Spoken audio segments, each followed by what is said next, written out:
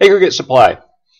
So aggregate supply shows us a relationship between price level and then the amount of output or real GDP that firms within that economy would be willing to supply. So if the price level is high, then firms would want to supply a large amount, and if price level was low, they wouldn't want to supply as much. So what we end up with is this upward sloping aggregate supply curve. And again, what this tells us, if we have a price level of P1, which is relatively high, then firms would be willing to supply a GDP of 1. But if the price level drops to P2, right, so firms wouldn't be making as much, then they're not going to be willing to supply as much. So then we'd have a GDP of GDP2. Now, the interesting with aggregate supply is we need to determine between short run and long run. So in the short run, in macroeconomics, what we assume then is that wages are fixed.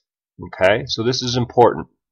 So what it means is that if the price level goes up, wages, they don't change right away.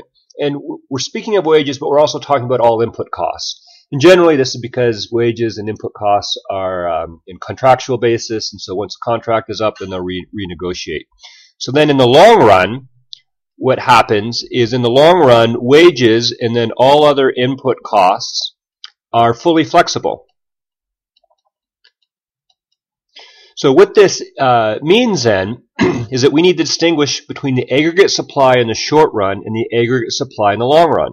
So the curve we just drew is aggregate supply in the short run. Now, if we wanted to draw the aggregate supply in the long run, it's a vertical curve, so aggregate supply long run. And what's more important is this point here, it's a vertical curve at GDP full employment.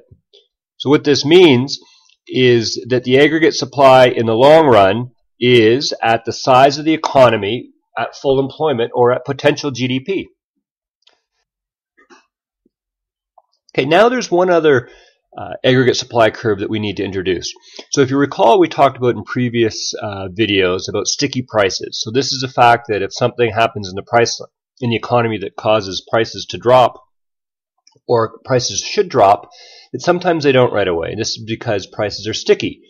As a result of things maybe pre-priced, there's an inventory that's already built, so it takes a little while for prices to drop. So let's suppose that we originally started at price level 1, P1, so we're at point A on the aggregate supply curve with a GDP of GDP1, but something happens and then prices, there's a tendency to want to put a downward pressure on prices. So what happens is eventually we will move from A to B, but in the immediate short run, right, what happens is that we don't actually move down to B, is that we stay at price level A until prices become unstuck. So what we call then this is this aggregate supply curve, which is called aggregate supply immediate short run, shows that if there's a downward pressure on prices, that we actually don't go down to B right away, is that we actually stay at the original price level. And so this is called the aggregate supply. Now, if the price changes, so from a low price, we may be at a low price and we'd be at a point like A on the aggregate supply curve. So price increases, then we'll move along the aggregate supply curve to a point like B.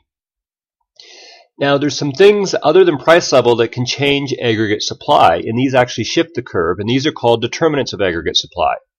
Now, if something should happen that increases aggregate supply, then it would shift the aggregate supply curve to the right, and so we would end up with an aggregate supply curve 1. Or something may happen that would decrease aggregate supply curve, and in that case it would shift the aggregate supply curve left, and so we'd end up with an aggregate supply curve of 2. And again, these things are called determinants of aggregate supply, and there's 3 of them. So now they're similar to the ones when we talked about earlier in videos around just the determinants of supply.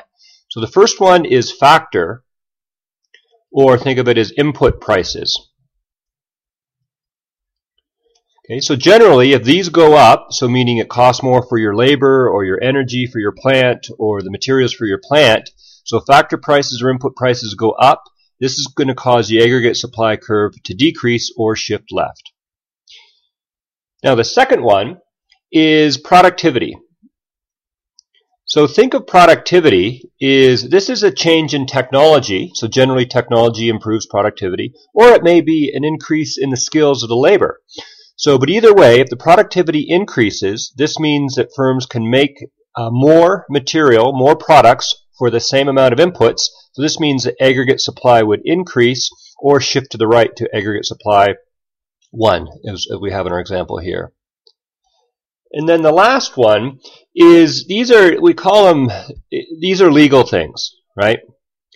So there's two things legally that can influence. So the first one is taxation, right? So if taxes go up, then this is going to decrease aggregate supply.